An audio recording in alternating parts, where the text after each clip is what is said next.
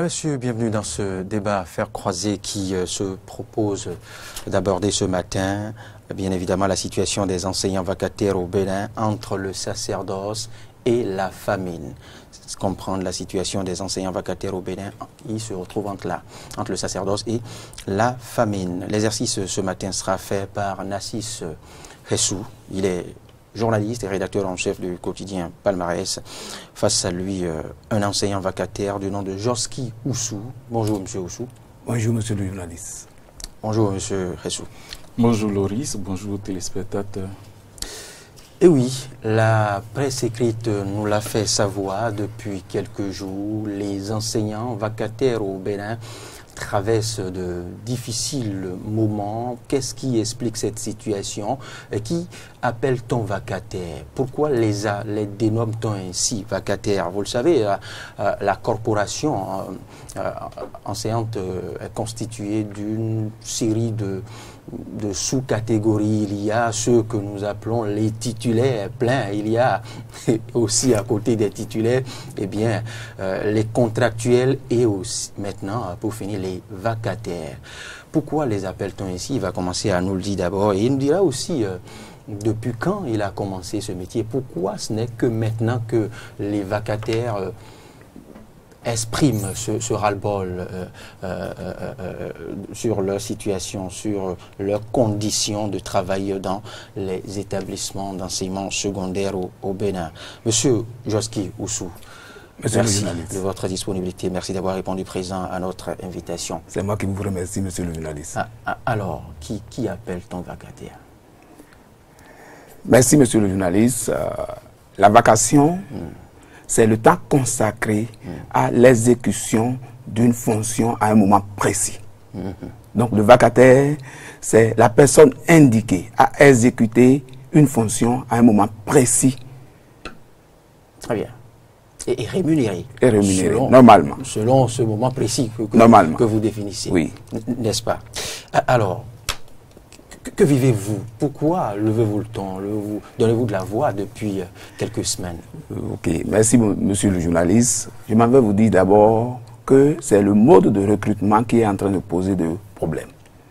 J'ai dit, c'est les directeurs seulement qui recrutent, les directeurs d'établissement qui recrutent. Et là, on fait face à des situations de parenté, d'alliés, tout ça là. Et on se disait que cela posait un problème. Vous avez bien dit jadis. Jadis. D'accord. Il y a 2 ans, on a dit que le recrutement se fera maintenant au niveau d'une sélection de dossiers. Vous déposez un dossier, on sélectionne et on voit les compétents. Et c'est ceux-là. La direction départementale. La direction départementale. D'accord. Voilà, on était en train de dire que c'était bien. Parce que en ce moment-là. Vous y avez cru en son temps. Voilà. En ce moment-là, on ne doit plus parler de parenté, de famille, d'alliés, tout ça là. Et ça a commencé comme ça. Mais je vous dis, c'est le pire que nous sommes en train de constater. Oui. Vous avez constaté que c'était pire que ce que faisaient les directeurs d'établissement. Oui. Alors là, on va y revenir. Narcisse Hessou. Oui, vous autres, vous n'êtes pas vacataire, mais vous avez apprécié la situation dans votre organe, et comme dans d'autres organes depuis quelques semaines. Toujours est-il que là, actuellement, nous parlons d'un problème d'éducation, l'enseignement. C'est-à-dire que les enfants, nos petits frères qu'on a envoyés à l'école, ils doivent être encadrés, cueillir le savoir des personnes indiquées, des personnes aux ressources. Et aujourd'hui, quand vous faites le bilan sur le terrain, c'est-à-dire à tous les niveaux presque, il y a un manque criard d'enseignants. Que ça soit, il y a un élément qui vient de passer tout à l'heure dans votre JT, au niveau de l'enseignement primaire. Les PP, c'est quand même. C'est même à Cotonou, quand vous allez dans les environs d'Aïbatin et qu'on sort et Bédégbé par là, vous ferez le même constat. Et j'ai une amie qui est dedans, ça m'a attristé un peu sa situation. Elle t'a dit quoi? Elle a une classe jumelée, elle a 2 classes, pléthore d'enfants, et elle dit, quand bien elle est dans son sommeil, elle entend les enfants crier. Vous voyez ce que peuvent vivre des individus quand d'autres sont dans la climatisation à l'aise. Donc, c'est un choix. Malheureusement. Et quand vous venez au niveau du secondaire et vous faites aussi le bilan, ça dit le nombre des enseignants vacataires dépasse largement les enseignants titulaires. Ce qui voudra dire ceux-là qui viennent combler le vide, ce sont eux encore qui sont sacrifiés, qui sont maltraités, hein, et ça pose un problème. Et je parle là, c'est de l'enseignement secondaire. L'enseignement supérieur, j'ai vu le professeur Tossou la dernière fois, lorsqu'il recevait un prix à la télévision, quand il disait que l'État puisse les aider à recruter d'autres enseignants, parce que les quelques-uns qui sont encore sur le terrain, vraiment n'en peuvent pas. Il y a un pléthore. Ce qui voudra dire, à tous les niveaux, il y a de problèmes. Et l'éducation dans une nation, quand vous voulez parler de développement et vous ne priorisez pas l'éducation, sincèrement, vous passez à côté. Mais je constate que ceci n'est pas encore une vision dans notre pays. On ne priorise pas l'éducation, on saccage l'éducation. Parce que moi je dis, depuis 3 ans bientôt qu'on est là, et pour un pays qu'on connaît très bien, c'est un jeu de pèse. Si vous connaissez très bien les réalités de ce pays, vous devez savoir, et si vous voulez parler vraiment de développement, vous devez reconnaître les priorités. Et en aucun cas, on ne peut minimiser l'éducation et dire qu'on va au développement. Vous voyez, pour finir, et là, sur la question là, vous voyez, on est en train de dire qu'on a sorti une loi, ou bien la loi résistait, on enferme les gens pour la pollution de l'environnement, on dit ils ont jeté les ordures ici, par là, on les a attrapés. Et c'est bien, mais quand dans un pays, quand on sait que c'est à l'école qu'on inculque aux enfants les notions de base, de propreté, de ceci et de cela, quand ça en manque, on en vient à faire ça. Mais je dis, le gendarme doit être dans la tête, c'est au niveau de l'éducation. Parce que quoi? Quand le gendarme, le policier ne sera plus au niveau de la rue pour contrôler, mais le citoyen va encore jeter les ordures dans le caniveau parce qu'il n'a pas le gendarme dans la tête. C'est l'éducation qu'il faut prioriser dans un pays. Très bien. Et cette priorité passe aussi par la condition de vie et de travail de ces vacataires. Malheureusement, ça dit quel rendement ils auront cette tribune. Oui, bien sûr. Monsieur Djoski Oussou, vous étiez en train de dresser un état des lieux. Vous êtes remonté d'abord au mode de recrutement. Et vous avez dit que par le passé, c'était réservé au directeur. Cela revenait, le rôle de recrutement revenait au directeur de recruter les enseignants. Et comme on sait bien le faire au pays, détracteurs ou autres, on a cru que cela laissait voir assez de limites et qu'il fallait corriger ces limites. Eh bien, donc, confier à l'État central ce qui a été fait, vous l'avez dit, confier aux directions départementales de l'enseignement secondaire. Et là, ce fut le comble. Vraiment. Alors, que faire? Je pense que la direction départementale ou bien les directions départementales doivent revoir leur copie. Que reprochez-vous comme l'a dit mon confrère Nassis, si vous allez dans un établissement où il y a 10 enseignants, tous les enseignants y compris, où il y a 10 enseignants, vous allez voir au moins 5, 6, 7 vacataires. Et c'est ces vacataires-là qui sont méprisés. Excusez-moi le terme, qui sont méprisés. Pourquoi je dis ça? Depuis septembre qu'on a commencé, c'est les vacataires qui n'ont reçu aucun franc. Des gens qui ont des enfants, des femmes, tout ça là, qui n'ont reçu aucun franc. Comment ces gens-là vont vivre? C'est le problème même. Il y a 2 jours, un ami m'appelait du Zou et des collines, que nous avons eu un collègue qui est décédé parce qu'il a été malade et n'a pas eu de moyens pour se soigner. Ah oui. Djoski Oussou, par le passé, au moment où ce sont les directeurs qui recrutaient les vacataires, je me rappelle encore, ce sont les établissements même qui payaient les émoluments des vacataires. Alors maintenant que c'est réservé aux directions départementales, le paiement se fait comment? Voilà. Maintenant que c'est Y a-t-il réservé. une dotation où vous passez percevoir au niveau des instances On a commencé officielles? par parler de la bancarisation. Depuis 2 ans, 3 ans, on a commencé par parler de la bancarisation. Et déjà, normalement, déjà à une date très précise, tous les vacataires doivent être satisfaits normalement. Mais si on choisit par exemple le 20 de chaque mois, on va à 25, 30, le premier ou bien le 10 du mois de l'autre mois, et tu n'as pas tes sous dans ton compte. Tu vas vérifier chaque fois, tu ne vois pas. Tu vas vérifier chaque fois, tu ne vois pas. Mais quelle raison vous avance-t-on? On nous dit qu'il y a un fichier. Oui. À la direction générale du Trésor, il y a un fichier de traitement. Le traitement n'a pas été fait encore. Donc le traitement est en cours. En cours. Le traitement est en cours. Ou bien les établissements n'ont pas envoyé les états, tout ça là. C'est les raisons qu'on nous avance souvent. Mais je vois que ce n'est pas des raisons fondées. Parce que c'est un fichier. Je prends le cas de cette année. C'est un fichier qui était là depuis l'année passée. On peut dire qu'il faille actualiser aussi. Voilà, il faille actualiser. Il faut ajouter seulement ceux qui ont changé de RIB et les nouveaux qui sont venus, les nouveaux vacataires qui sont venus, il faut les insérer simplement. Mais il faut le faire pour plusieurs centaines. Voilà. Il ne faut pas le faire pour 10 personnes seulement. C'est vrai. Cela peut prendre le temps qu'il faut. Il faut décentraliser alors la situation. Si c'est que c'est à Cotonou qu'on va tout faire, parce que c'est ce qui se passe. C'est à Cotonou que c'est centralisé. Et l'enseignant vacataire de Tchoumi, c'est à Cotonou qu'on traite son dossier et c'est à Cotonou qu'on doit virer son salaire à la banque. Josky Oussou, est-ce que je dois comprendre à travers votre explication qu'il y a plutôt un retard et non un manque de paiement? Un retard, d'abord, mais nous sommes en train de constater que c'est un manque. C'était un retard, mais si septembre, octobre, nous sommes en novembre, et nous sommes en décembre maintenant. Vous voyez? Est-ce qu'on peut parler de retard en ce moment-là ou bien de manque? Nous sommes en train de parler de manque. J'ai lu tout à l'heure au niveau des journaux là qu'il y a grève des enseignants dès le lundi.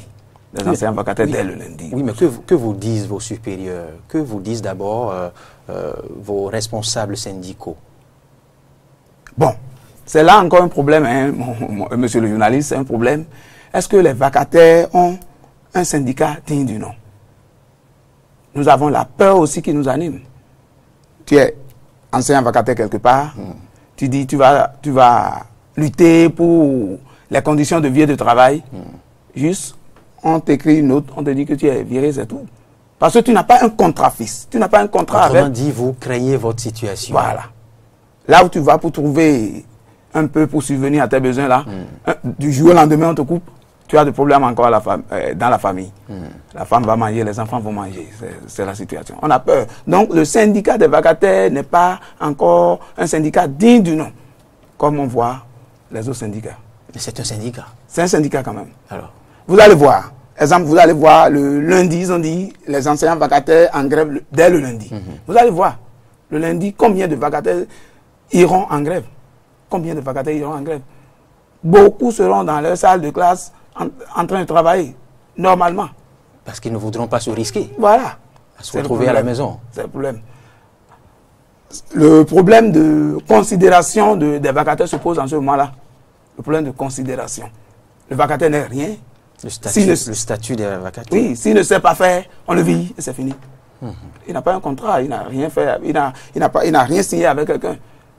S'il va s'entêter, on enlève, on remplace. Parce qu'il y a d'autres là même qui veulent travailler. Non, quand vous dites que vous n'avez rien signé, vous avez déposé des dossiers au niveau des directions départementales, n'est-ce pas? Oui. Et il y a forcément eu un document qui vous précise que vous êtes déployé dans tel ou tel établissement. Oui, normalement. Il y a une liste qui nous précise que nous sommes déployés dans tel ou tel établissement.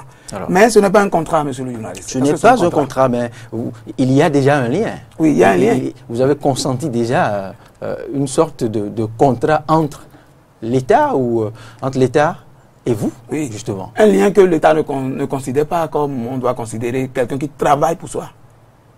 C'est votre lecture. C'est la situation. Ça, c'est votre lecture. Narcisse Ressou. Est-ce que c'est sa lecture? Ça correspond aisément à la lecture actuelle du pays. C'est de ce qui se passe au pays. Vous savez, quand on sait, vous autres, non, vos prismes de lecture. Bien sûr, ben, quand vous savez, à Berlin, on a dit dans mon pays, c'est 10 jours de grève. Et quand il dit les vacataires seront en grève dès le lundi, je crois. Et vous voyez, en réalité, ce retrait du droit de grève au corps cité en question. Il n'y a pas eu retrait du droit de grève. Suspension ou comment vous appelez ça, annulation ou recadrage. Voilà. Utilisez tous les mots qu'on il y a eu une réorganisation. Réorganisation, recaler, voilà. Redéployer, recala, tout ça là. Devait être un élément test pour ce gouvernement, en réalité, pour montrer que, bon, c'est parce qu'il veut un résultat sur le terrain et qu'il ne voudrait plus cette pagaille, parce que maîtrisant déjà la méthode qui a mené avant les gens à aller en grève, parce qu'on peut utiliser des secteurs pour faire pour rendre des coups politiques, pour faire des règlements politiques. Donc maîtrisant tout cela, cette pagaille qui existait, et voulant mettre un peu d'ordre, cette fois-ci, le gouvernement a manqué de prouver à tous les citoyens, à tous ceux qui ont milité contre ce retrait de droit de grève ou recalage ou recadrage, vous voulez appeler cela, le gouvernement manquait de prouver sa bonne foi aux travailleurs. Et c'est le cas palpable des enseignants vacataires. Vous avez vu la façon dont il parle, il hésite. Alors qu'il y en a parmi eux qui meurent. J'en connais qui disaient la dernière fois, heureusement qu'ils ont reporté encore la date pour les plaques, pour les motos, qui disaient, il est venu vers moi pour que je lui trouve quelque chose, parce qu'il a dit, ben, on ne les a pas encore payés, mais voilà que dès le 1er, on va commencer par les traquer. Comment il va faire? Donc, vous voyez, vous vivez une situation déplorable, mais vous ne pouvez pas vous prononcer parce que vous craignez encore la radiation. Et vous voyez l'état de l'emploi dans un pays. Quand des gens qui se sacrifient pour donner de l'éducation à vos enfants, vous les traitez de la sorte, c'est-à-dire qu'on veuille nous pas... Vous avez bien suivi M. Djoski Oussou tout à l'heure. Bien sûr. Il a bien fait, il a bien évoqué la situation de traitement, il a bien évoqué la lenteur au niveau du traitement. La lenteur depuis 3 ans, parce que depuis 3 ans maintenant, ça dit tout... Bon, bientôt 3 ans, d'accord, mais depuis 2 ans, c'est que les... Depuis septembre. Non, je ne parle pas de leur salaire. Je ne parle pas de leur salaire. D'accord. Ça dit, on a réformé le secteur depuis environ 3 ans, dès que les réformes ont commencé. Bien sûr. Voilà. Donc, depuis, si jusqu'à l'heure où nous parlons, a dit il n'y a pas d'autre alternative, c'est quoi le péché mignon? C'est-à-dire, vous voulez faire des réformes, mais tenez compte des gens, de ce qu'ils vivent quotidiennement. D'accord, on veut réformer, mais on peut aller doucement, pas à pas. Soyez en train de percevoir au niveau de vos sujets d'abord. Et dès que nous aurons pu organiser comme cela se doit, au niveau des banques, ou bien, d'accord, on fait pour cette vague d'abord, après l'autre vague. Mais au Bénin, on réforme. Vous pouvez mourir. Narcisse Ressou, je ne vous apprends rien. L'État, c'est tout un ensemble. L'État, ce n'est pas que l'éducation. C'est ça. Vous voyez, on est à peine à 28 ans de démocratie. Hein? On est à peine à 28 ans de démocratie, sortant d'une période révolutionnaire de traque. Et vous voyez, les grandes démocraties, vous voyez ce qui se passe en France, où les gens peuvent encore réclamer des droits, où les gens peuvent encore dire non à l'État. Mais chez nous, quand on dit les grandes démocraties font ça, nous qui venons de commencer, on tord, on serre, on resserre, et on instaure un capitalisme. Réorganiser un secteur, vouloir imprimer un rythme, l'ordre dans un secteur, vous savez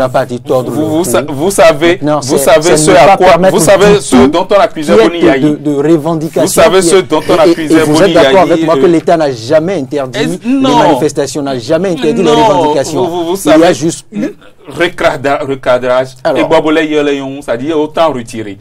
Vous savez ce dont on accusait Boni-Yayi tout le temps, c'était de manquer de méthodologie. On dit, mais l'homme là, il a de la vision. Mais il n'a pas de la méthodologie. Et enfin, on nous applique la méthodologie, on s'y oppose encore. Ah ben, si c'est ça la méthodologie, de laisser mourir les gens, après on verra. C'est bien triste parce que là, ça manque d'humanité. On a une gouvernance alors qui manque d'humanité. C'est quand on... ça vous êtes allé un peu loin. Bon, ce serait fait un affront que de penser que le gouvernement ne pense pas du tout à la réalité, aux difficultés, au quotidien de ses citoyens. C'est vrai, vous avez raison de votre statut de le dire ainsi, mais il faudrait qu'on utilise les mots réels afin d'amener les décideurs à savoir quand même qu'il y a des gens qui souffrent, qui meurent, et que cela ne doit pas se passer sans attirer leur attention. On ne peut pas remettre à demain. Vous savez, quand souvent il y a les tremblements de terre ou bien les situations de crise brûlée ou ceci, cela,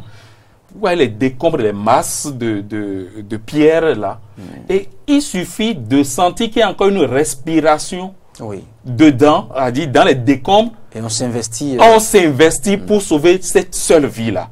Donc, on ne doit en aucun cas fermer l'œil pour dire, bon, parce qu'on est en train de faire des réformes, d'autres peuvent trépasser d'abord. D'autres, parce que on ne fait pas, vous savez le discours, vous avez jamais lu on ne fait pas d'omelette sans casser des œufs. Mais, d'accord, faites les omelettes en cassant des œufs, mais ne cassez pas des vies. Ça, c'est pas bon. Ce n'est pas bon. Et pour ça, il faut dire à César ce qui est à César, c'est-à-dire aux vacataires, il faut que très tôt l'État retourne voir la situation des vacataires. Qu'on leur trouve d'abord quelque chose, 3 mois, sans rien faire, payer de l'essence et encore aller rendre le coup, en se disant, si je n'y vais pas, on me radie. Ce n'est pas bon. C'est difficile. Nous sommes tous unanimes sur le fait que ventre affamé n'a point d'oreille. C'est pas bon. Je ne vous dirai pas le contraire. Mais à exposer la situation comme un capitalisme extrémiste et chronique où on ne pense pas du tout. Non, l'on pense, mais la manière de penser n'est pas encore ce que cela doit être. On pense, oui, on pense à eux. On veut réformer pour leur bien-être, bien sûr. Alors, mais la façon dont ça se fait, oui, la façon dont ça se fait n'est pas encore agréable. On peut reprocher à la méthodologie. Bien sûr, mais bien ne pas y voir une volonté d'amélioration. Non, il y a une volonté d'organisation du secteur. Oui, mais on peut plus tolérer aujourd'hui manque de méthodologie parce qu'on a appelé le régime précédent de manquer de méthodologie et qu'on revienne vivre encore les mêmes réalités avec ces rétropédalages qu'on assiste à plusieurs niveaux dans cette gouvernance. C'est pas agréable, c'est pas joli. Monsieur Josky Oussou a tout dit tout à l'heure, tout au moins il n'a plus relevé les recrutements par affinité, par parenté. Donc déjà, il y a des points positifs. Il y a des points positifs. Oui, donc l'État, sinon les directions départementales ont pu corriger tout au moins cette bêtise. Alors, donc ça vous dit déjà qu'il y a un petit point positif. Maintenant, que dire à l'État central, que dire aux autorités pour qu'elles se rappellent davantage la situation des vacataires? Là est la question principale. Et c'est ça ce que nous disons au fait. Justement, déjà. Oui, mais il faille quand même reconnaître ce qui est fait. Il faille pas faire table rase des efforts. Oui, ça c'est vrai. Même si des citoyens meurent, il y a un petit effort. Il y a des efforts. Oui, maintenant il reste à faire. Beaucoup à faire. Il reste à faire. Et on dit que quand il reste à faire, rien n'est encore fait. Rien n'est encore fait. Disons au gouvernement de venir faire pour que les gens se sentent bien dans leur job. Oui, monsieur le journaliste. Quelles sont les démarches que vous avez eu à faire, vous, enseignants vacataires? Je vous disais tout à l'heure que les enseignants vacataires n'ont pas une structure fiable pour se défendre. Ça, c'est vrai. C'est grave. C'est très grave. Maintenant, nous sommes en train de dire... Parce que nous sommes dans un état de droit. On ne vous a jamais interdit de vous constituer en association, en ensemble, en syndicat, pouvant vous défendre, pouvant avoir voix au chapitre. Normalement. L'enseignant vacataire de nos jours doit se revoir, lui-même d'abord, se revoir, se dire, ah, je suis enseignant, je suis vacataire, il est vrai. Mais la nature a horreur du vide. Je suis vacataire, c'est parce qu'on a besoin de moi quelque part que je suis là et je suis en train de travailler. Je dois jouir des mêmes conditions de vie et de travail que mes frères, titulaires, contractuels, tout ça là. Et eux aussi, ils ne sont pas d'accord pour la situation. Moi, j'ai des collègues titulaires et contractuels qui ne sont pas d'accord, qui se plaignent. Nos frères qui sont vacataires, ils n'ont pas de salaire jusque-là. Et ils essaient de nous aider aussi même. Moralement, financièrement, ils essaient de nous aider. Je vais demander aux vacataires de prendre conscience, de savoir qu'ils sont des hommes comme tous les autres hommes et de considérer le syndicalisme des vacataires. si on dit, ah, le lundi prochain, il y a grève des vacataires, que tous les vacataires s'y impliquent. Et comme ça, l'État saura que, ah, si on enlève les vacataires, on ne pourra rien faire. Je vous disais tout à l'heure que les vacataires font plus de la moitié. Si aujourd'hui les vacataires disent... Mais il vous faudra être solidaire. Oui, c'est la solidarité qui manque surtout. Si les vacataires disent aujourd'hui, ah, on va en grève de façon solidaire, l'État va sentir, l'État même va sentir qu'il y a eu un problème dans l'éducation, dans l'enseignement, surtout secondaire. Donc c'est cette solidarité-là qui nous manque. Et chers autres, tous mes frères vacataires, à accepter cette solidarité-là, même si c'est se sacrifier pour être solidaire, là, nous devons le faire. C'est très important, monsieur le journaliste. Ici, c'est toi qui poses les questions, mais moi, je lui demandais, est-ce qu'ils ont le soutien des autres enseignants, c'est-à-dire les mouvements syndicaux des autres pour les accompagner. Sans oublier qu'au Bénin, c'est désormais 10 jours de grève par an, et oui. deux fois par mois. Donc, je me demande quel écho, quel résultat. Avez-vous le soutien des oui, les autres syndicats. Est-ce qu'ils s'impliquent pour vous accompagner quand ils normalement, comme cela se doit. Bon, mais est-ce que cela va donner, comme tu es en train de dire, est-ce que cela va donner? Parce que c'est 10 jours. On va faire combien de jours maintenant pour cesser encore? Si on fait 2 jours, on fait 3 jours, on doit cesser encore. Parce qu'on ne voudra pas épuiser les 10 jours. Parce qu'il peut y avoir d'autres situations demandant aussi d'aller en grève. Donc, et c'est là la nécessité au fait de se constituer en de grands ensembles, associations ou syndicats ou de confédérations et autres. Parce que si vous l'aviez par le passé, eh bien, les responsables pourraient demander peut-être audience au ministère de tutelle. Oui, et ils le font. Aux directeurs départementaux et autres pour s'enquérir au fait de l'évolution, du niveau d'évolution des dossiers. Pas plus tard que la semaine dernière, nos responsables ont été vers le ministre même. Ils nous ont rendu compte, ils ont été vers le ministre même. Et c'est quoi? Les établissements tardent à envoyer les États. Comme je vous l'ai dit tout à l'heure, les établissements tardent à envoyer les États. Il y a eu changement de RIB, il y a eu ci, il y a ça. C'est ça, on nous dit simplement.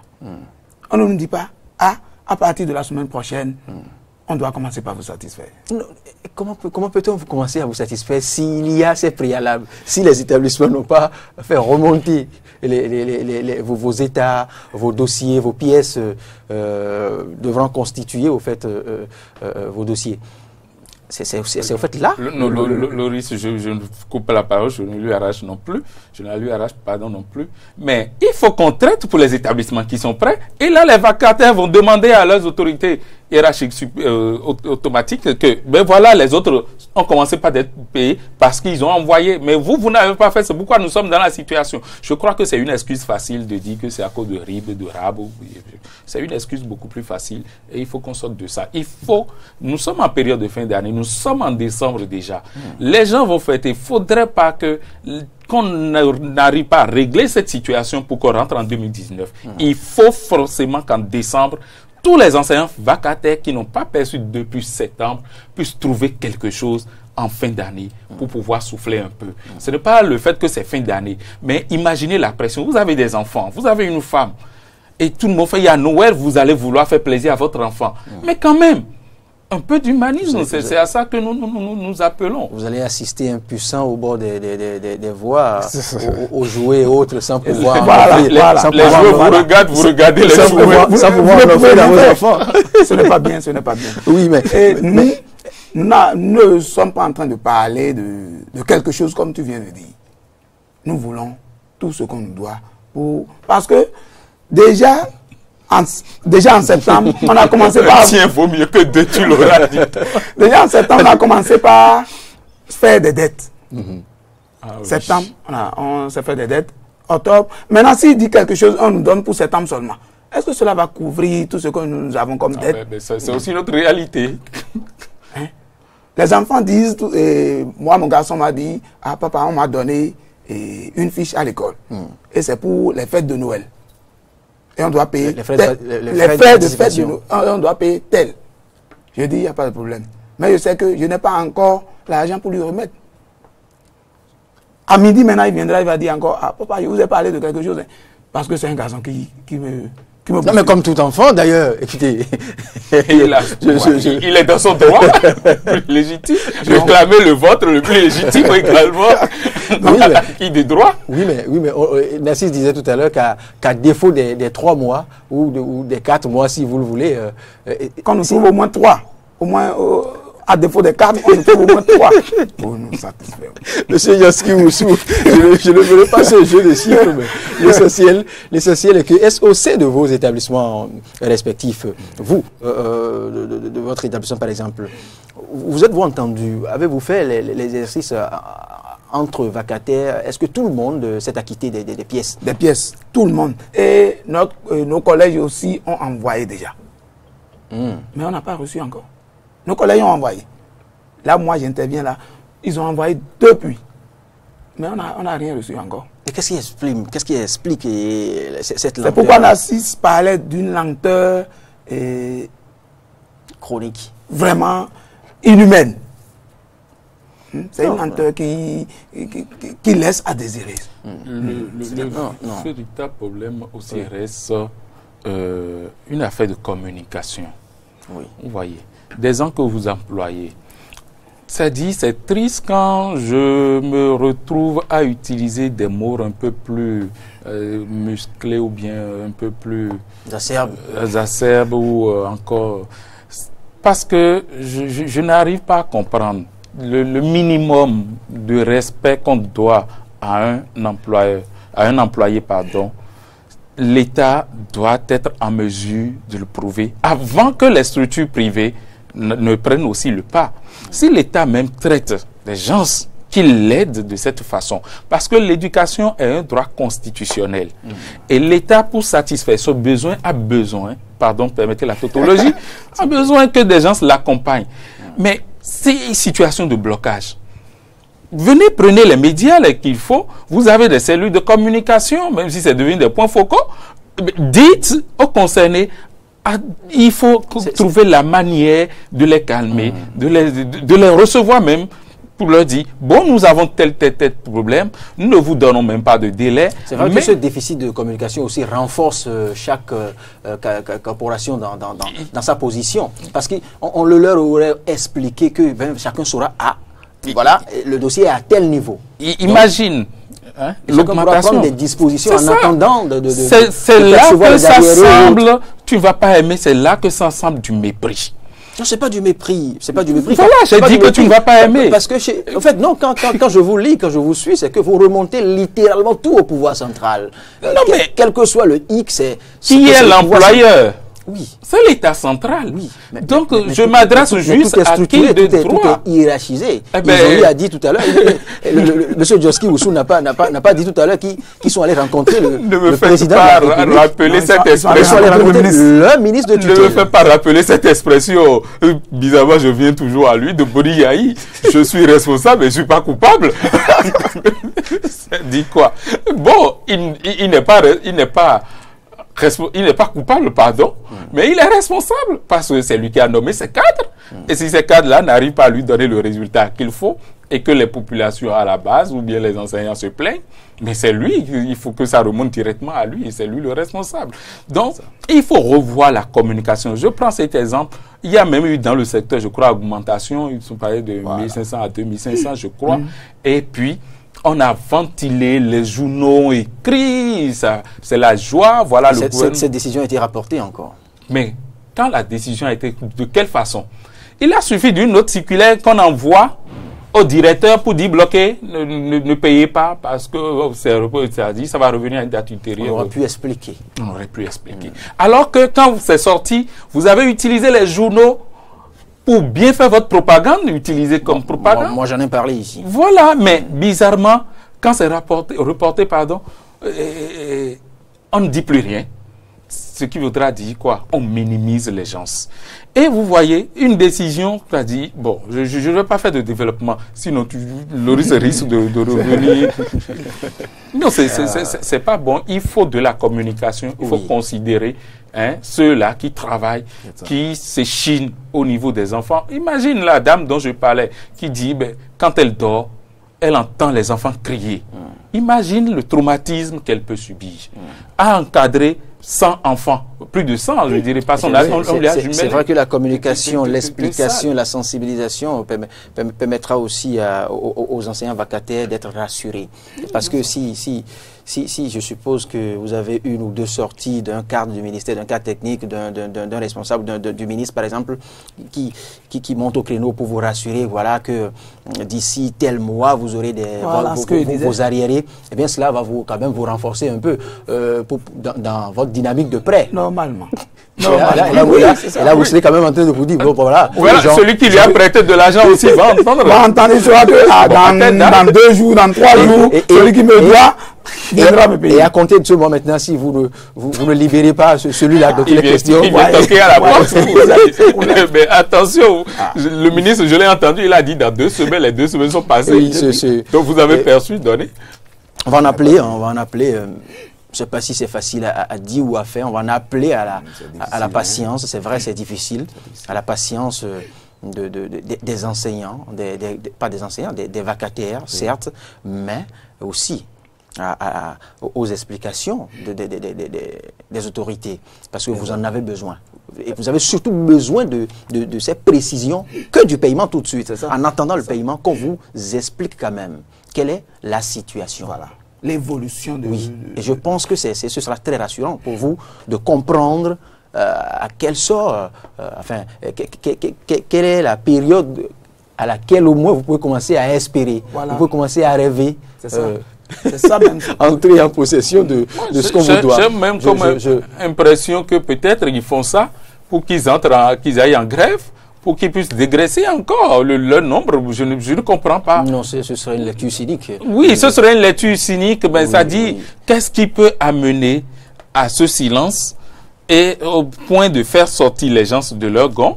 C'est-à-dire, vous avez dit, c'est 2 jours de grève par mois, et vraiment, ventre affamé n'ayant plus d'oreilles. Cette décision ne s'applique pas qu'aux vacataires. Oui, ventre affamé n'ayant plus d'oreilles, peut-être qu'ils ont fait plus que les 2 jours demandés par mois. Allez, on commence par dire... Ils ne devront pas.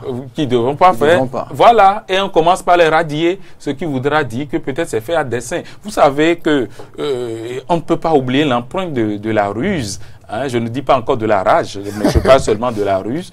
Ça peut aussi justifier un peu. Donc moi, je leur demanderais de faire beaucoup attention, de jouer au jeu, de réclamer ce qui leur est dû.